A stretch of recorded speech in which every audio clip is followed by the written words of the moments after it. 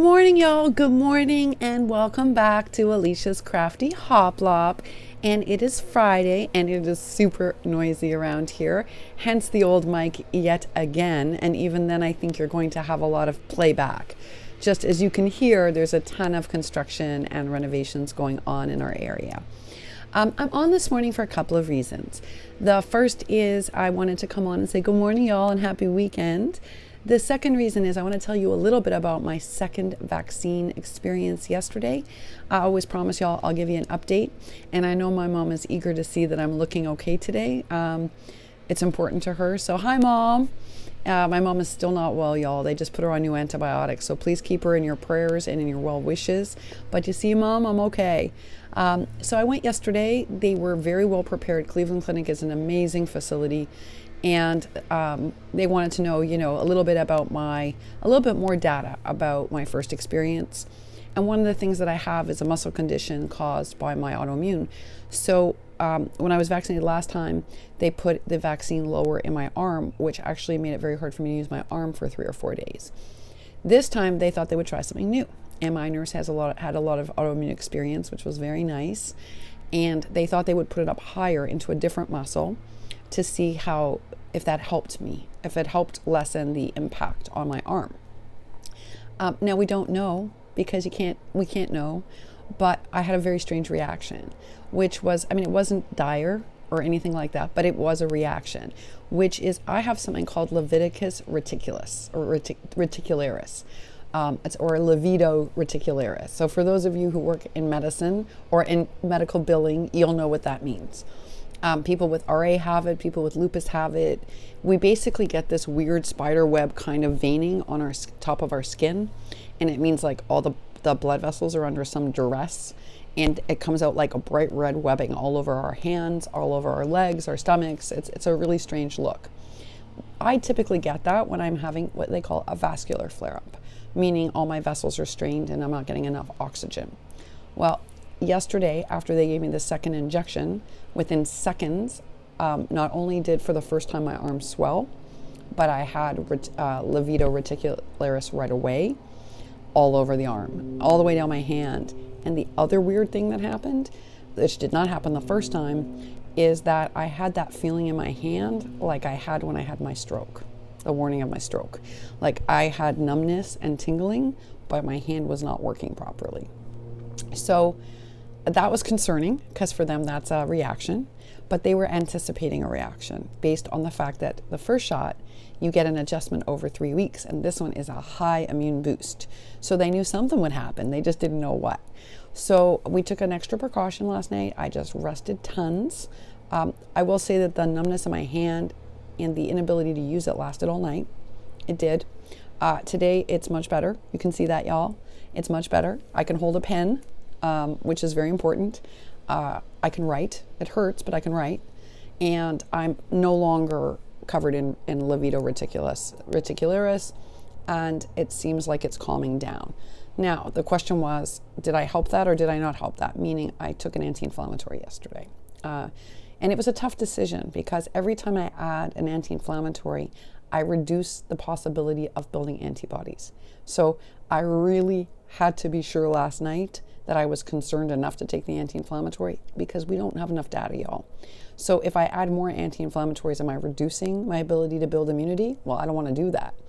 So it was a really tough call. But when my hand hours later still wasn't working, I was like, I better take it. And I mean hours later, like 8 hours later. I waited and waited and waited to see. And I'm much better this morning. And the swelling is down and the livedo reticularis is gone. So I think I made the right decision. It might mean I get a little less immunity and I might need a booster. So that's going to remain to be seen. But I told you all I'd be honest with you and transparent because my whole point of doing this is so other people are less afraid, especially people with autoimmune. Like I'm offering myself up so that because I'm more stable, so that other people, they'll have data on how people like me react to these things. And you can feel more confident about taking the vaccine. Because I will tell you the other thing that they went over with me yesterday, which was my husband kind of felt badly that this happened, but I think it was important. I had a wonderful person at Cleveland go over with me like how I clean my purse and how I clean stuff after I touch my purse. Why was she being that thorough? Because the new UK strain, y'all, is super contagious. It's super contagious. And so now just being like quickly careless, they say. And then what they mean by that is like you're out grocery shopping and you pay and you use hand sanitizer, but then you grab your bag to pull your card out, you get in your car and you touch the steering wheel before you hand sanitize, then you touch it again and you rub your eye, who knows what can happen.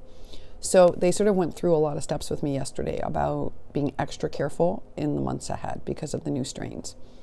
So I'm just sharing that with you, as I always do, because I feel like it's a public information service. If I had such a great person explaining it to me, I want to make sure I'm explaining it to you. A lot of people are under the misunderstanding that once you're vaccinated, you can drop your guard. That you don't need to clean your stuff as much. You don't have to be as crazy about your PPE at the front door. You know, yes, you're going to still wash your hands and hand sanitize, but, you know, using a public bathroom is not so scary anymore, or maybe you can be more free. But what I learned yesterday is that that's not entirely true. What's happening is we're getting mutations of this virus. And so we know that it's fairly effective in healthy people, not autoimmune people, healthy people, at fighting off some of the current mutations. Not perfect, but better. But there are going to be other mutations. And so it's not the time to drop your guard, even when you're vaccinated. What vaccination means is you are unlikely to have a fatality.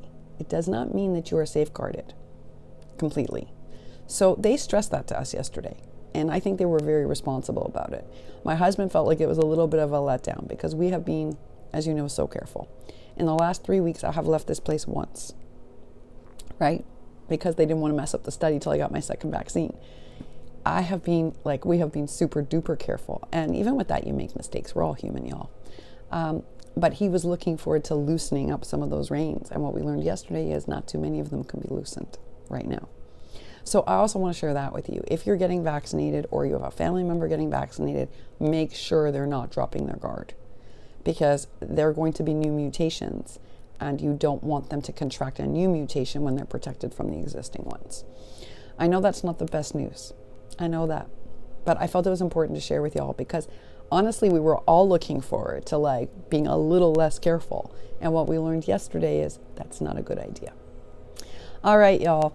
I have a heavy work day. I just wanted you to see that I was fine. I know it's very reassuring to some of you who are about to be vaccinated. And so I always want to be transparent. I want to be honest about my reactions and I want to be honest about how I'm doing. I am going to take it easy this weekend because clearly I did have an autoimmune response. So I don't want to bring on any more. So it's going to be a very slow weekend. You might not see much of me, but I wanted to let you know I was fine. And hopefully that makes some of you more comfortable. I know I've got a couple of friends who are going to be vaccinated shortly. And I felt this was important, not just for them, but for each of you. Okay, y'all, take really good care. I did upload videos for today. One of them got corrupted. I'm having a problem with YouTube. I don't know if you all are having this lately, but like maybe a quarter is too many. Maybe 10% of my videos are, once they're uploaded, get corrupted and have to be completely redone. I don't know why. So I'm going to try to do that at some point today. Not promising because of what's going on with both teaching. This is my really tough day and because of the vaccination. But I'll do my best, y'all. Wishing for you the happiest and the healthiest weekend. It's hopefully y'all have time to make and to enjoy each other. Maybe see some family, safely with social distancing. Just take really good care of yourselves, okay? All right, I'll see you real soon. Bye for now.